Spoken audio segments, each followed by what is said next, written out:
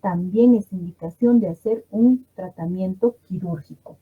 Si el paciente tiene el síndrome de Marfan, el tamaño del aneurisma, si es más de 5 centímetros, tiene indicación de tratamiento quirúrgico. Ahora, miren cómo es el tratamiento quirúrgico, chicos. Miren, esta es la aorta, el callado de la aorta. Miren acá la gran dilatación, ¿no? Lo que es el aneurisma.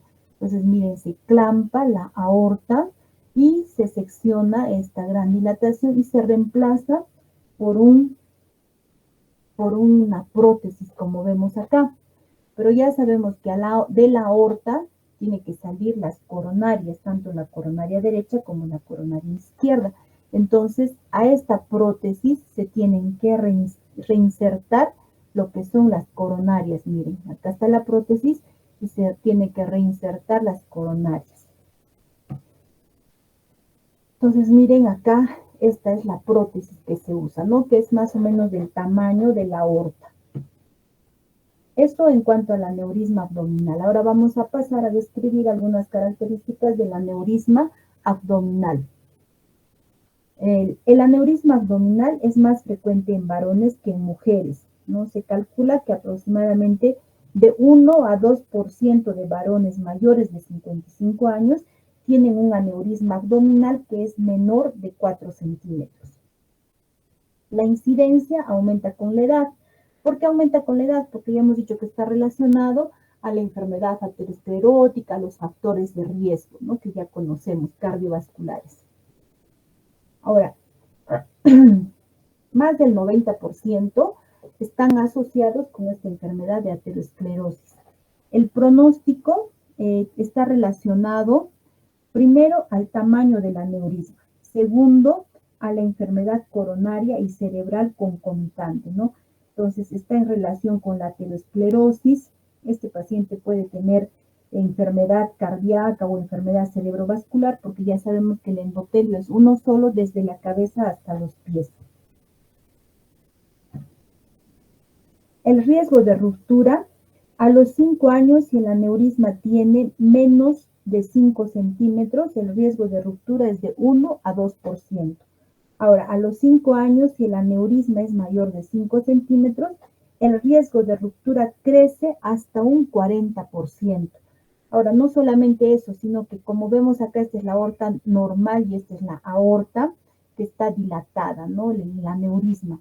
Entonces, en este aneurisma se pueden formar también trombos, ¿no? Porque la sangre está detenida en este saco que está dilatado. Entonces, se pueden formar trombos o coágulos y pueden producirnos también lo que son las complicaciones cardioembólicas. Cuando tenemos una ruptura, ¿no? Ruptura de un aneurisma, tiene alta tasa de mortalidad, chicos. Miren, solo el 50% de los casos de ruptura llegan a un servicio de emergencia vivos. Ahora, de este 50%, solo el 50% llega a una sala de cirugía y sobreviven a una cirugía abierta. 24% mueren antes de la cirugía. O sea, el paciente puede llegar vivo, el 50% llega a un hospital. No, pero solamente, miren, el 24% mueren antes de la cirugía, aún estando en el hospital. Entonces tiene una alta tasa de mortalidad. Finalmente, fíjense, chicos, su mortalidad global llega de un 78 a un 94%. Entonces, vean que es muy importante, ¿no? Hacer un diagnóstico temprano porque tiene muy alta tasa de mortalidad.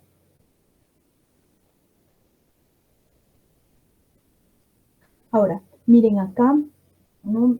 Podemos ver, por ejemplo, la gran dilatación que se tiene, ¿no? Cuando se usa sustancias de contraste. Ahora, la ecografía, en el caso del aneurisma abdominal, el gol estándar, o sea, el examen que nos sirve para hacer diagnóstico es la ecografía abdominal, que nos va a determinar el tamaño, la longitud del aneurisma. Además, nos sirve para hacer el seguimiento, es decir, cuánto va creciendo el aneurisma en cada periodo de tiempo, ¿no? También nos va a indicar en qué momento este aneurisma tiene que recibir ya un tratamiento quirúrgico. Entonces, cuando hay, por ejemplo, cuando hay complicaciones embólicas, por ejemplo, podemos tener en miembros inferiores o en zonas distales esta imagen, ¿no? Donde hay ya zonas de embolización. Entonces, miren esta aorta abdominal, miren esta gran dilatación a nivel de la aorta abdominal. Igualmente acá, fíjense,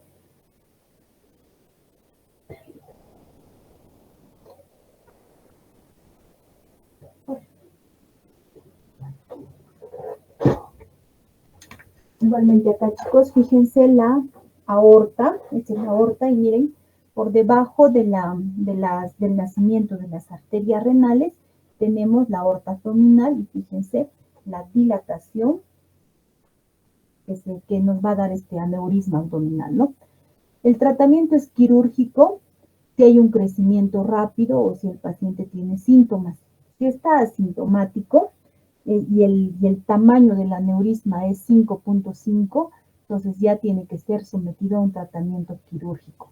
Si mide menos de 5 centímetros, esto se tiene que hacer un seguimiento a través de la ecografía. Un minutito, por favor, chicos. Hola, buenas tardes.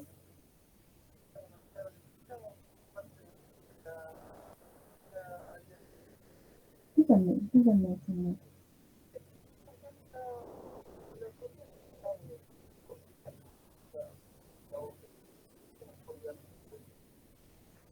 No tengo ni idea. El problema es que si es en farmacia. Pues en farmacia saben qué día dan.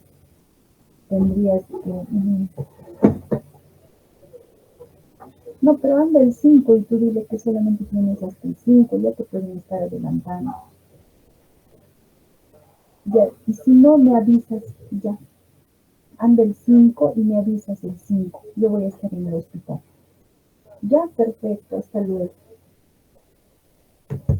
Entonces, fíjense acá, miren en esta imagen, miren en la aorta abdominal, miren el aneurisma abdominal.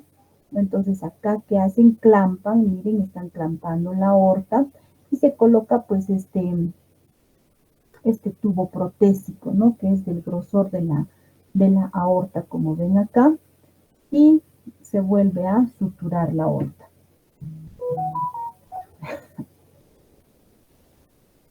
Ahora, igual acá, fíjense, ¿no? Si es que se tiene una dilatación, un aneurisma abdominal, ¿no? Y miren, se puede colocar incluso un stent, como vemos acá, ¿no? Denominado endoprótesis aórticas, que son mucho más gruesos que los stent coronarios, ¿no? Miren, se puede colocar esta endoprótesis, tiene una mortalidad, miren, en una cirugía, en mucho menos del 1%, ¿no? Y pues el promedio de días de internación también, miren, baja a 2 días, ¿no? Si es que se le puede colocar una endoprótesis.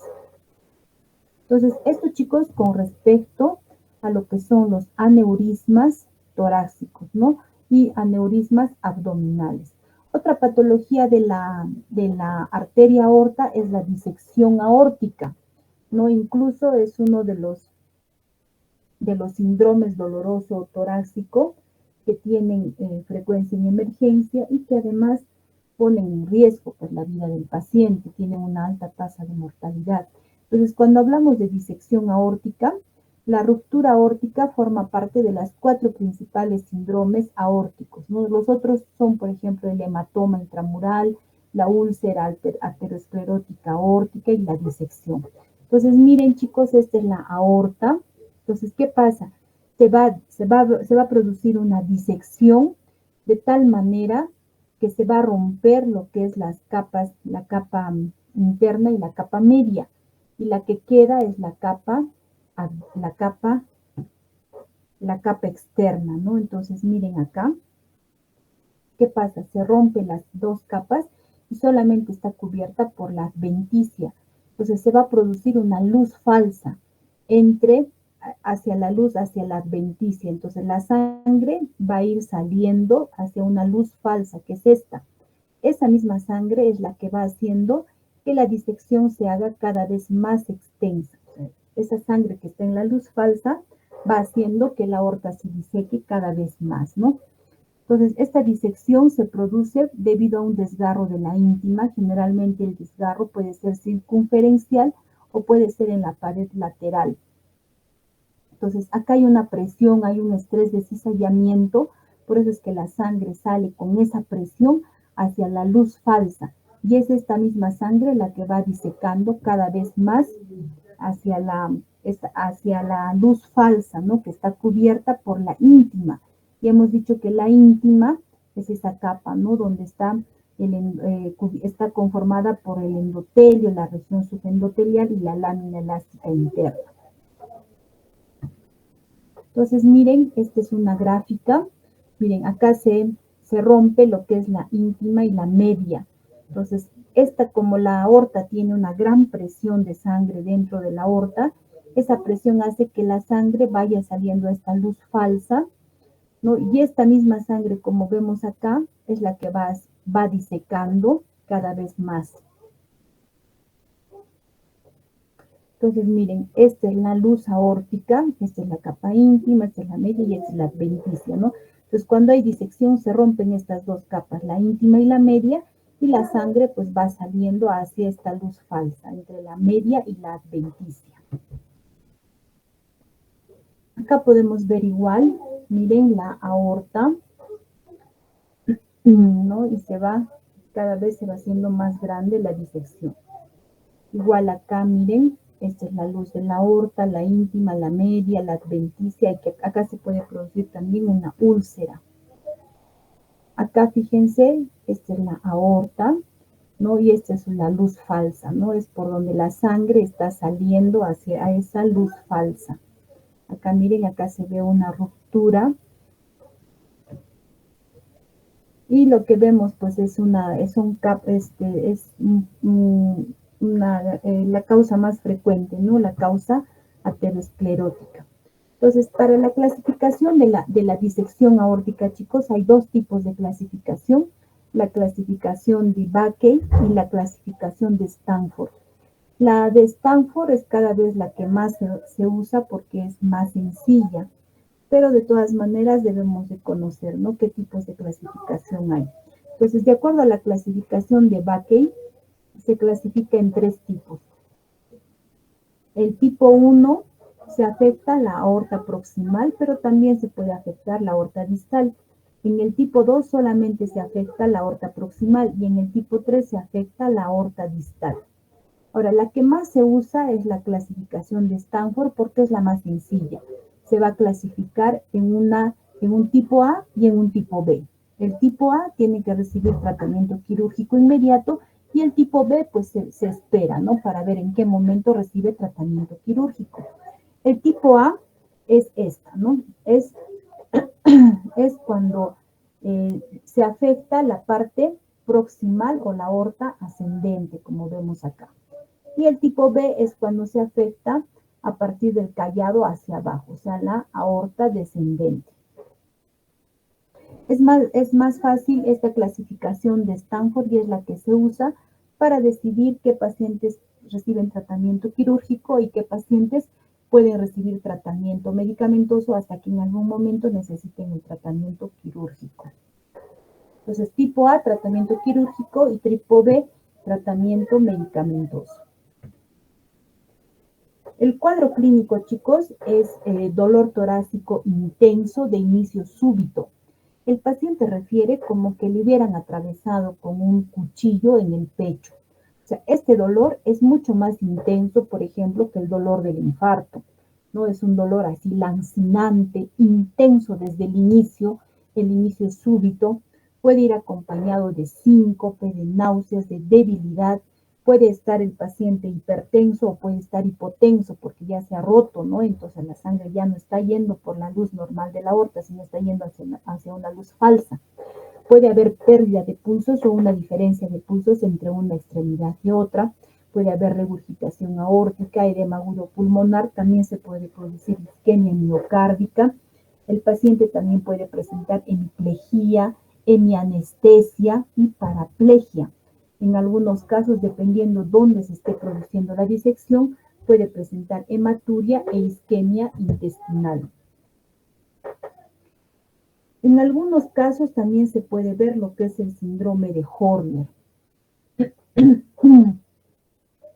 Puede haber el síndrome de la vena cava superior, puede haber disfagia, puede haber compromiso de la vía aérea, ¿no? Esta sangre lo que nos puede producir es un hemopericardio, o sea que el pericardio se llene de sangre y puede producir incluso taponamiento cardíaco, sobre todo cuando la lesión es de tipo A según la clasificación de Stanford.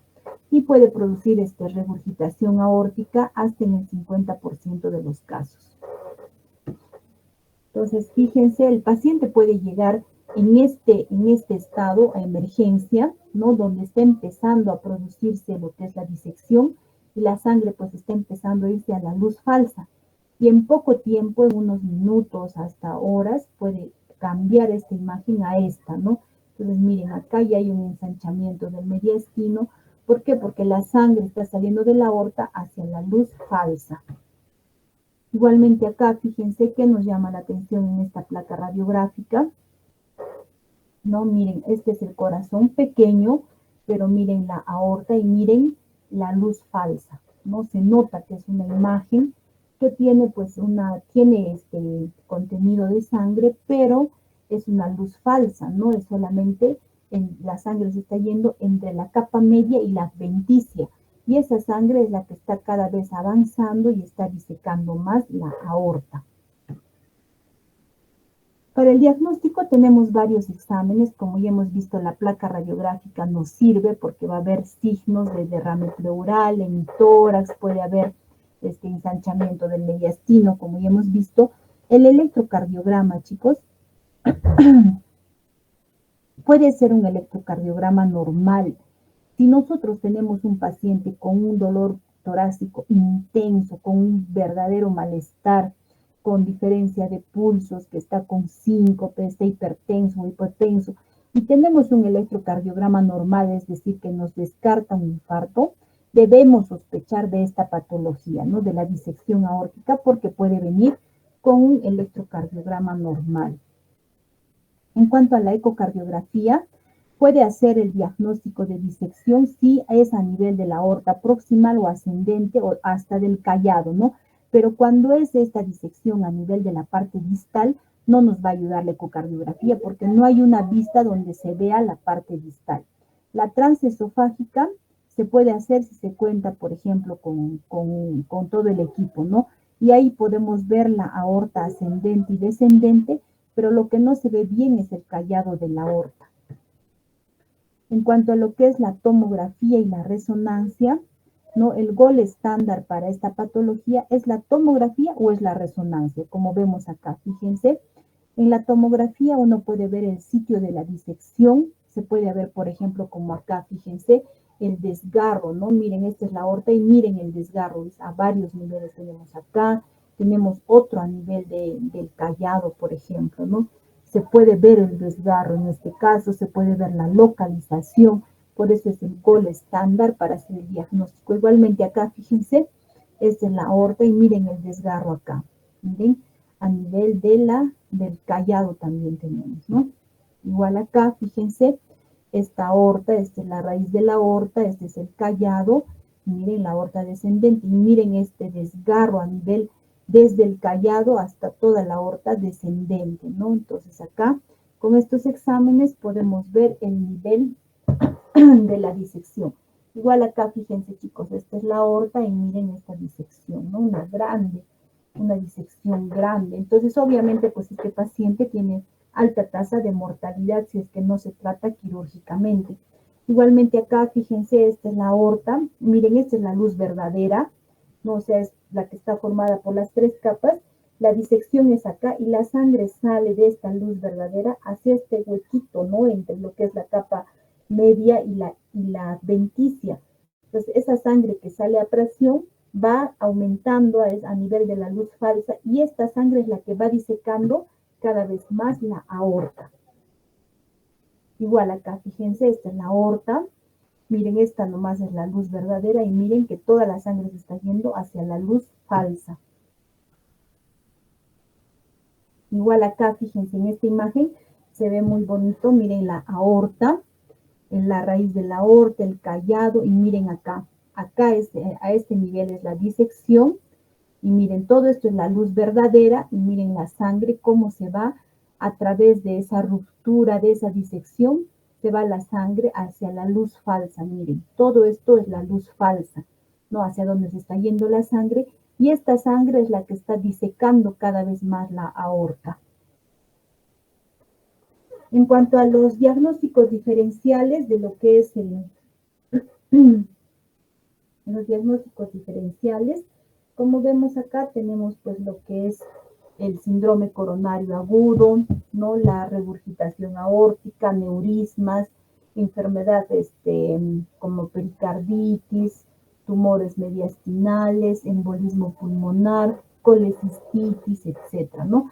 Pero sin embargo el dolor tiene tiene características propias. Es un dolor muy intenso desde el inicio, es de tipo lancinante. Quiere decir que el paciente nos va a decir que está sintiendo como que un cuchillo le estaría cortando el pecho. En cuanto al tratamiento, ya hemos dicho que según la clasificación de Stanford, el tipo A necesita tratamiento quirúrgico y el tipo B tratamiento medicamentoso hasta que se le prepare para el tratamiento quirúrgico.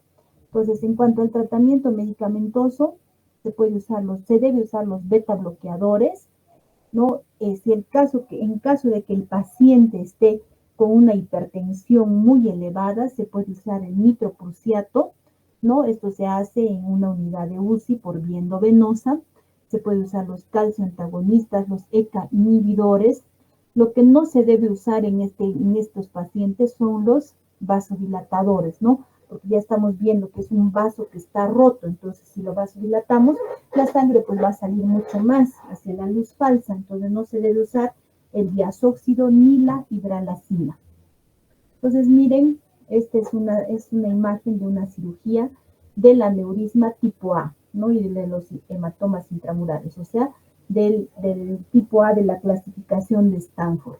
Entonces ahí se tiene que hacer el tratamiento quirúrgico, que como ya hemos visto básicamente es clampar pues la aorta desde los niveles que tiene la disección, y miren ahí se coloca la prótesis como vemos acá. Entonces, chicos, esto con respecto a lo que son enfermedades de la aorta. Lo que vamos a ver a continuación son las enfermedades periféricas. Dentro de las enfermedades periféricas vamos a tener la enfermedad vascular periférica y tenemos la enfermedad de las venas, ¿no? Entonces vamos a empezar con lo que es la enfermedad vascular periférica. Voy a compartir mi pantalla un minutito.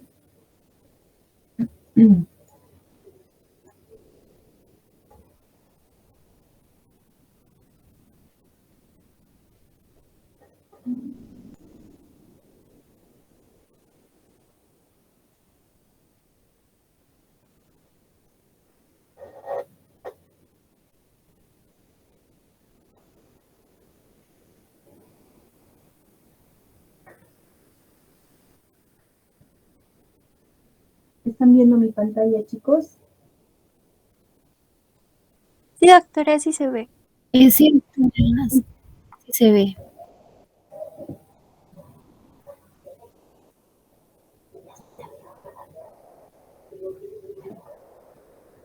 Oh,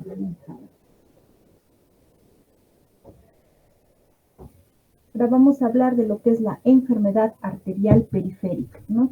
Sobre todo, chicos, la enfermedad arterial ya sabemos que las arterias están tanto en miembros superiores como en miembros inferiores, pero esta enfermedad afecta lo que son las arterias de los miembros inferiores. Entonces, para recordar, acá tenemos las arterias femorales, popliteas, tibial anterior, ¿no? La perineal, la tibial posterior y ya finalmente la pedia. Ahora, ¿a qué denominamos la enfermedad arterial periférica? Es un proceso obstructivo que afecta a las arterias de los miembros, ¿no? Sobre todo de los miembros inferiores. La principal causa, como ya hemos dicho, es la aterosclerosis. Puede haber otras causas, por ejemplo, obstrucciones a nivel del flujo sanguíneo o a nivel de la aorta distal, como por ejemplo embolismo, vasculitis, puede ser por una displasia fibromuscular, pero la causa más frecuente es la aterosclerosis. Entonces, esta enfermedad, al ser causada por la aterosclerosis, ya sabemos, ¿no? Si está afectada las arterias periféricas, obviamente están afectadas las arterias del corazón, las arterias cerebrales. Entonces, estos pacientes no se van a morir por una enfermedad arterial periférica. ¿Cuál será la causa más frecuente de muerte en estos pacientes? Un infarto cerebral o un infarto cardíaco, ¿no? Esta aterosclerosis es la causa principal, especialmente a partir de la sexta y séptima década de la vida, o sea, de los 70, de los 50, 60 años, ¿no? Los factores de riesgo son los mismos, chicos, que ya conocemos de la enfermedad aterosclerótica: el tabaco, la diabetes, la hipertensión, la dislipidemia, la obesidad, el sedentarismo, ¿no? Y otras causas, pues, mucho menos frecuentes, como la hiperhomocisteínemia. En cuanto al género, es más frecuente en varones. Cuanto más edad, también hay más predisposición de sufrir esta enfermedad, ¿no? Y tenemos pues todas las causas que ya, los factores de riesgo que ya hemos mencionado. Entonces, miren, esta es una imagen de una luz, ¿no? De la luz del vaso, ¿no? Estas son las capas, la capa muscular. Y miren a nivel de la íntima, ¿no? Cómo se va produciendo esta placa aterosclerótica, que es la misma placa que se produce a nivel de las arterias cerebrales, de las arterias cardíacas, de las mesentéricas, pero esta se está produciendo a nivel de los vasos periféricos, de los miembros inferiores. Entonces, miren acá, ¿no? A nivel de la aorta y de las arterias ilíacas se presenta en un 30%, pero más se afecta a nivel de lo que son las arterias femoral y poplitea anterior, hasta un 80-90%, y a nivel de la tibia y peroneal anterior de un 40-50%. Entonces, cómo es el cuadro clínico, cómo se presenta esta enfermedad arterial periférica? Puede estar el paciente asintomático, como ya sabemos, mucho tiempo, ¿no? Hasta que haya una obstrucción significativa de la luz de los vasos de las arterias periféricas, ¿no? Ya cuando el paciente empieza a tener síntomas, ¿qué nos va a referir? La claudicación intermitente. Este es el síntoma típico, clásico de la enfermedad arterial periférica. Y cuando ya la obstrucción de la luz del vaso es crítica, o sea, más del 90% o llega al 100%, ya pues va a haber una isquemia crítica de esa extremidad. ¿Y a qué llamamos claudicación intermitente, ¿no? Que es el síntoma típico de la enfermedad arterial periférica? Esta claudicación intermitente es la aparición de dolor a nivel de los miembros inferiores, ¿no? Pueden también manifestarlo con sensación de adormecimiento, sensación de este dolor tipo punzadas en los miembros inferiores cada vez que el paciente camina a cierta distancia. Este dolor cede al reposo, es decir, una vez que el paciente deja de caminar, el dolor desaparece, ¿no? Es como si habláramos de una angina, pero que se va a presentar a nivel de los miembros inferiores. Y el dolor se va a producir, es reproducible de acuerdo a la distancia. Por ejemplo, el paciente nos va a referir que le duele las piernas cada 3 cuadras, por ejemplo, o que le duele las piernas, así ese tipo de dolor punzante, adormecimiento, esa angina que hay a nivel de ese tipo de dolor anginoso a nivel de los miembros inferiores, ¿no? Pero cuando camina, por ejemplo, cada 3 cuadras o cada 5 cuadras, ¿no? Entonces es reproducible. Ahora, esta tiene la característica de que si el paciente deja de caminar, el dolor desaparece. Entonces, esa es una característica del dolor de claudicación intermitente.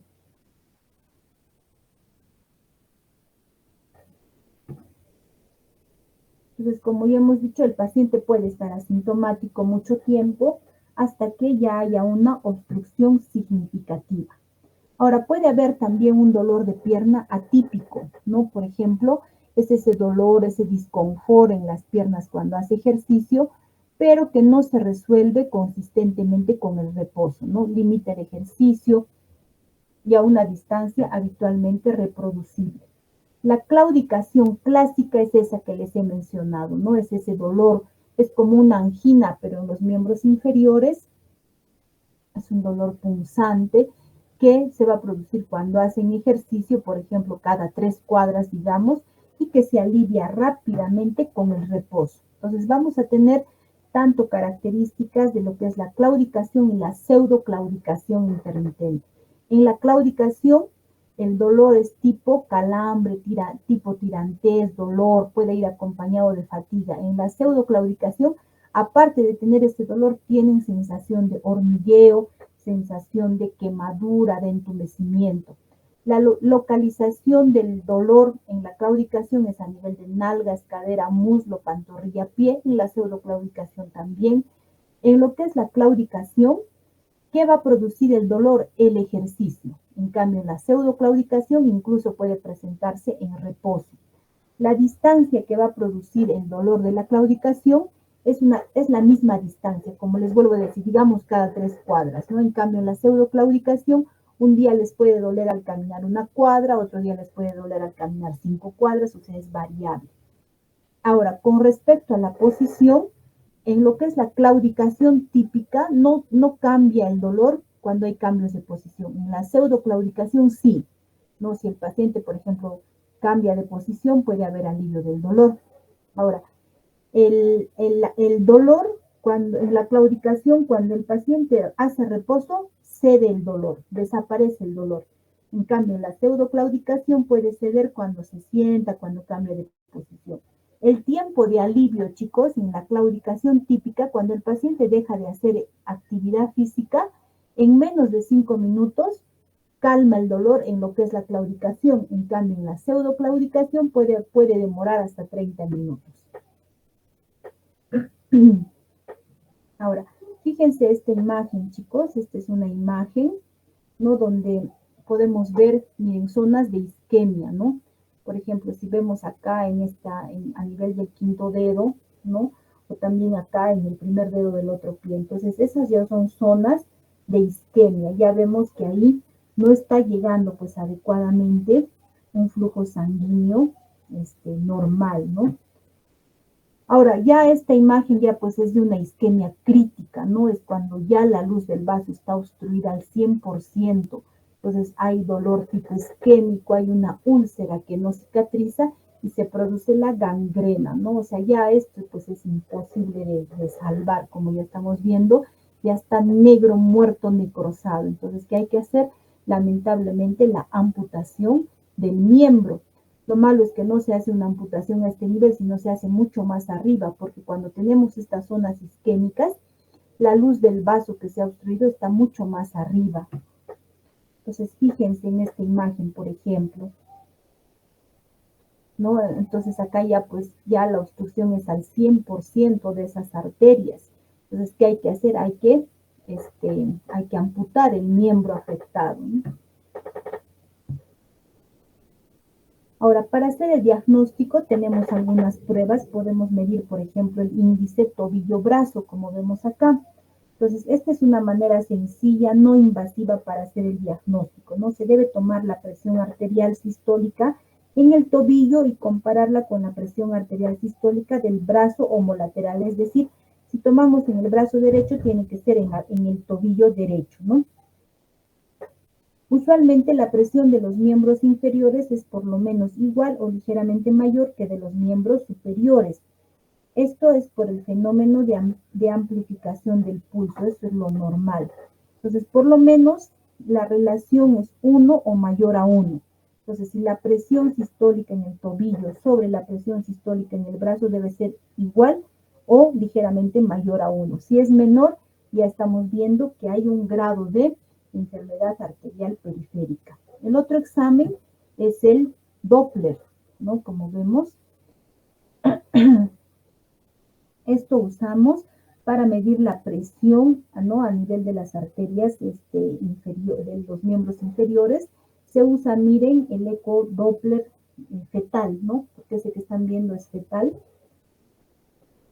Entonces, se debe medir el flujo, ¿no? Que tiene medidas, pues, con criterios de severidad y dentro de lo normal, que son medidas que ya se manejan en lo que es la especialidad, ¿no?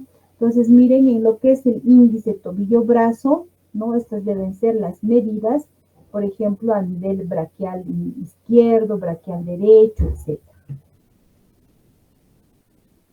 ¿Cómo se interpreta? No, por ejemplo, podemos ver acá que el índice tobillo-brazo es mayor a 0.90, es lo normal, ya hemos dicho que debe ser de 1 a un poco más de 1. Si es menos de 0.89 a 0.60 es leve, si es de 0.59 a 0.40 es moderada, si es menos de 0.39 ya estamos hablando de una enfermedad arterial periférica severa. Entonces, este índice tobillo-brazo, como vemos, tiene una alta sensibilidad y también una alta especificidad. Entonces, es un examen fácil de realizar, no invasivo y que tiene alta tasa de sensibilidad y especificidad. ¿En qué pacientes se debe hacer esta medición de índice tobillo-brazo? En pacientes que tienen una historia de claudicación intermitente, ¿no? O en pacientes pues, que tienen, por ejemplo, un paciente diabético mayor de 50 años, un paciente diabético menor de 50 años con otros factores de riesgo, o a todos los pacientes con síntomas de claudicación intermitente. También se debe hacer a todos los pacientes mayores de 70 años o a los pacientes mayores de 50 años que sean fumadores o que también sean diabéticos. Estas son las presiones a nivel de las piernas, ¿no? Como vemos, va bajando, ¿no? A nivel de los muslos, a nivel de las piernas, hasta que al final la presión más baja es a nivel de los tobillos. Otro examen que nos sirve, chicos, es el Doppler, ¿no? En el Doppler podemos ver si hay una disminución del flujo o si hay una turbulencia, por ejemplo, acá, ¿no? Miren, este es un vaso de la pierna, ¿no? Y vemos acá, esta es la luz del vaso y vemos que hay una turbulencia, ¿no? Entonces, esa turbulencia se produce pues porque hay una placa aterosclerótica que está obstruyendo la luz del vaso. Otros exámenes como la angiografía por resonancia magnética, ¿no? Esto, por ejemplo, se puede hacer o se debe reservar para los pacientes en los cuales van a ser sometidos a tratamientos de revascularización, ¿no? Entonces, si el paciente, por ejemplo, es joven, si el paciente no tiene tanta comorbilidad, puede ser sometido a un tratamiento de revascularización. Pero si el paciente ya es hipertenso, diabético, ya tuvo un infarto cerebral, ya tuvo sus 2 infartos cardíacos, entonces ya en estos pacientes pues no es necesario hacerles este examen porque no van a ser sometidos a tratamiento de revascularización. Igualmente se puede hacer un angiotem, ¿no? O sea, una angiografía por tomografía. En este caso se usa lo que son las sustancias de contraste.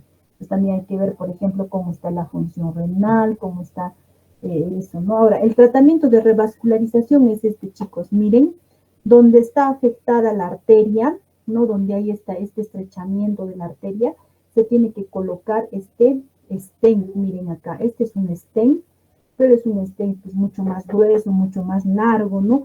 Que se va a colocar en los vasos, por ejemplo, del miembro afectado.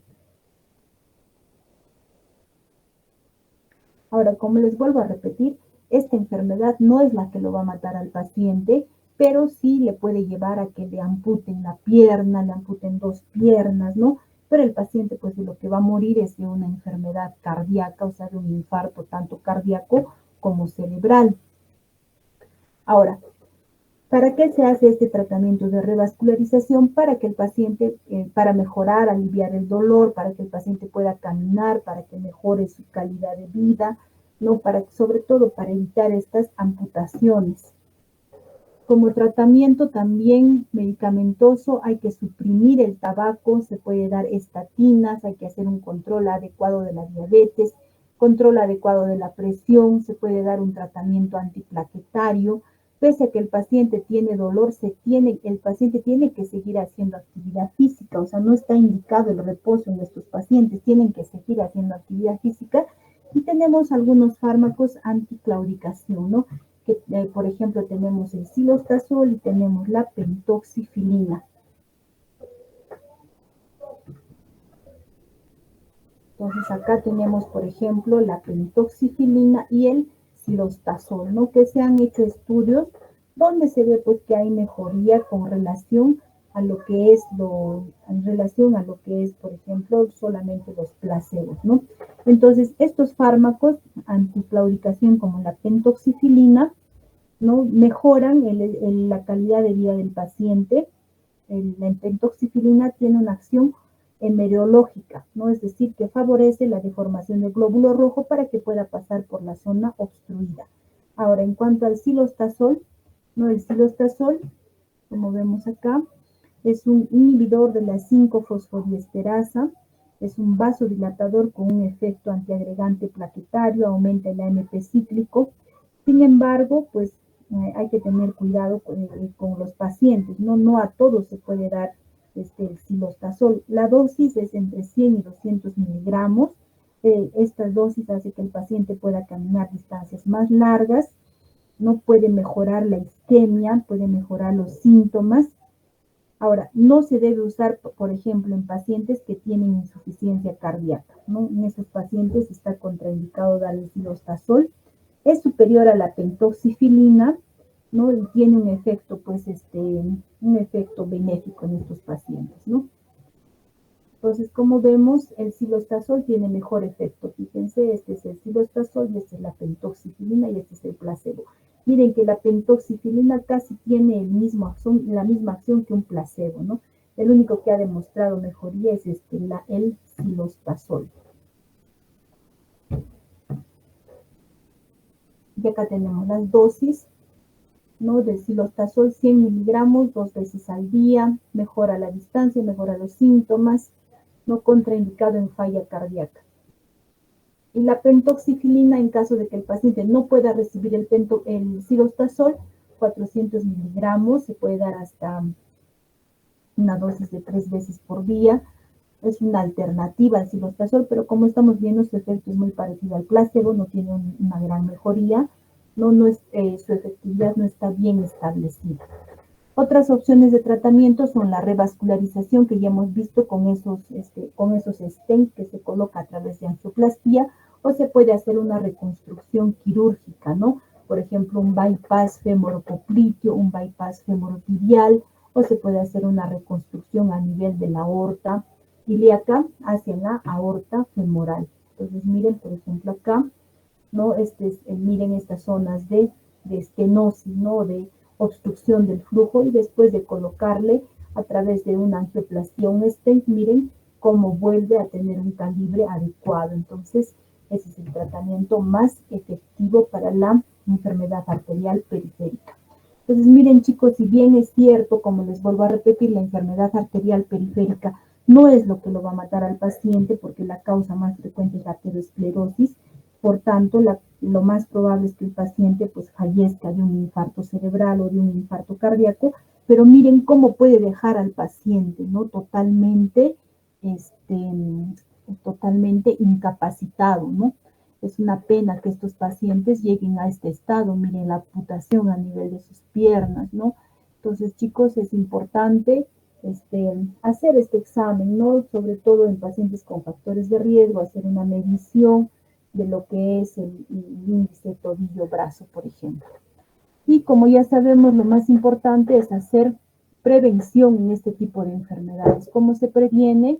Tratando los factores modificables, ¿no? Lo que es la dieta, el peso, lo que son los hábitos de consumo de alcohol, de tabaco, el sedentarismo, etc. Bien, chicos, entonces hasta acá hemos visto lo que es la enfermedad arterial periférica. El siguiente tema sería la enfermedad de las venas, ¿no? ¿Tienen alguna pregunta, chicos?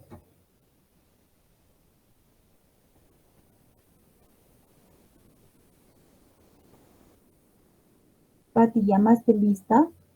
Sí, doctorita, llamé a eso de las 2:10, 2:15 de la tarde.